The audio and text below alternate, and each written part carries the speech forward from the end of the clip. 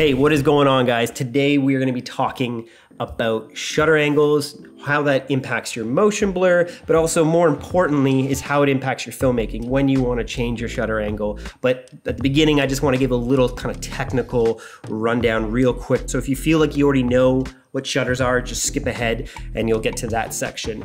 And kind of why I'm doing this video is I did one on frame rates. I mentioned how frame rates impact your motion blur, and a lot of people came at me and were like, no, it isn't. Shutter angles is the only thing that impacts your motion blur, which it's one aspect that impacts motion blur. I still stand by the fact that if you're shooting at 180 degrees, that will impact your motion blur if you change the frame rate.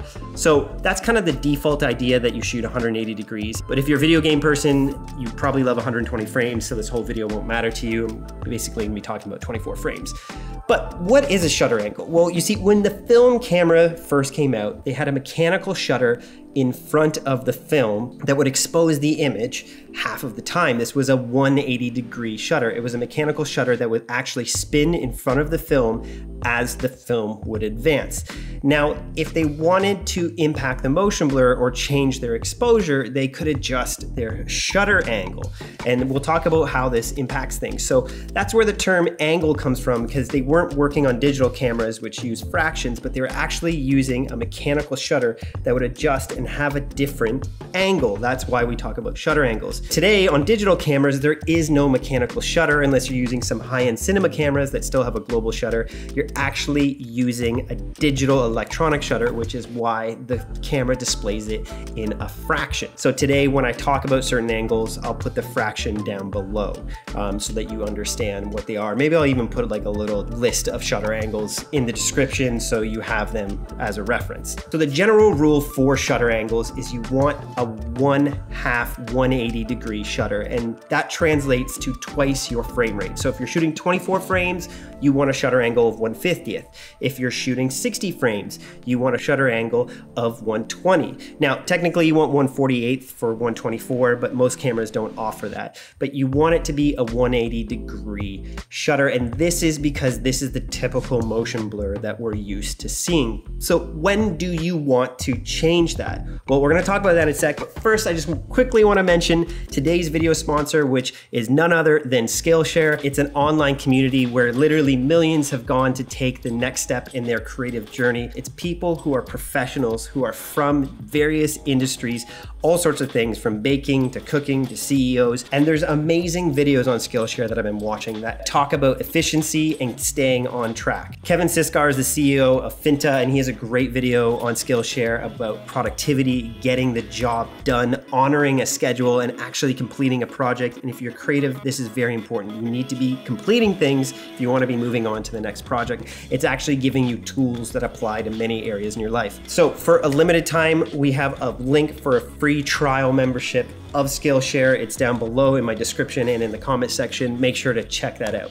But now getting back to shutter angles. So there's 3 times that I kind of think that you would want to change your shutter angle. And for me, I'm going to be listing them of importance. The time that you would most frequently change to the times that you could change it, but you don't want to. So the number 1 time you're changing your shutter angle is to impact the aesthetic of the motion blur. The sharper the shutter angle, the less motion blur you'll have. And this has been popularized in a lot of action movies. Saving Private Ryan was one of the first movies to really use this extensively, where they had a really sharp shutter angle. And what it does is it gets rid of that blur between frames. And when you remove this blur, it makes the image come across more intense, more action-oriented. It gives away that beautiful kind of fluttering motion blur that seems a bit romantic and makes the scenes more intense. So the times that I've changed my shutter angle are often on action sequences or sports documentaries that I've made. This commercial I made, we used a high shutter angle for a lot of the sports sequences because it increased the intensity. Our camera moves. When you do a camera move and you have someone moving and you have a high shutter angle, it's a really great way to increase the intensity of the overall vibe of the scene. These scenes here with Elisha and Julian working out, we shot with about a 90-degree shutter. You can see here the shots are much more intense. There's much less motion blur. But let's get a bit more practical. Okay, to get real practical here. Oh, I still have my earbuds in. Didn't even notice that. We are going to get Lewis. Say hi, Lewis. Hello. Lewis, the editor. You're like a robot today. I'm gonna film him doing some jumping jacks at different shutter angles, so you can see exactly what happens to the motion blur. So here we are, Lewis trying really hard. This is 1/50th or 180 degrees equivalency at 24 frames. You can see the motion blur in his arms. This is standard motion blur. This is typically what your default settings are, 180 degrees. But when we crank it up to 1/100th or 90 degrees, you can see there's less motion blur. It's kind of more staccato. We call that a sharper shutter angle. It almost feels stuttery and jittery. So when you see both of them side by side on the left, you can see just how much more motion blur there is in Lewis's arms. You can see that compared to 90 degrees where it has a bit more of that flutter. So when we pause it there, look at between the fingers, you can actually see the blur there, where at 90 degrees on the right, there's just less motion blur.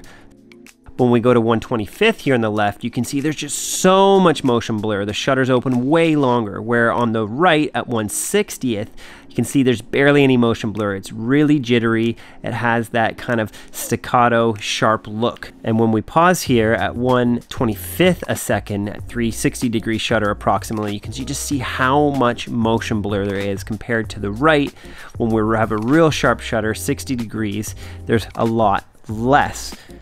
So you see here Lewis jogging. This is with 72 degree shutter angle, which is at 1/20th on video. And there's just less motion blur. It kind of feels a little more jittery, I guess is the best way to describe it. Whereas when we go back to 180 degrees, which is 1/150th, you can see there is more regular motion blur back in the video. It's not as jittery, it's a bit more smooth, which is maybe the look we wanted to go for. But again, like I was saying, if we wanted his jogging to feel more intense, we probably should have stuck on a sharper, higher shutter angle. That's the number one point, is if you want to increase the action, then increase your shutter. And now the second reason you may want to actually change your shutter angle, again, is motion blurs. But if you really want to extend something like in photography, that's where you get these long exposures. It was kind of fun when I first got my first DSLR like 15 years ago. The first thing I did is went to the highway at night and I put my shutter, I like stopped down to like, 132, and then I opened my shutter up for like 5 seconds and you let the car streaks go by. So it allows you to kind of extend a moment hitting your sensor. Also, too, the other reason is if you really increase your shutter angles, you get rid of motion blur. So if you're shooting something like water or a bird flying and you don't want any motion blur, you want the image to be perfectly still, then this is when you would increase your shutter. So you might see some sports photography where they're shooting at 1/4000th of a second so that they can really freeze that image. The number 3 time, and this is kind of the worst time to change your shutter angle, is if you're trying to adjust your exposure. That's fine for photography, but in video, if you begin using your shutter to compensate for too much light or too little light, it's changing the whole vibe of the scene. It's changing all the motion blur, which is this visual language that's hitting our audience's eyes and kind of telling them that maybe this is an action sequence when it's not. It's just someone sitting there talking.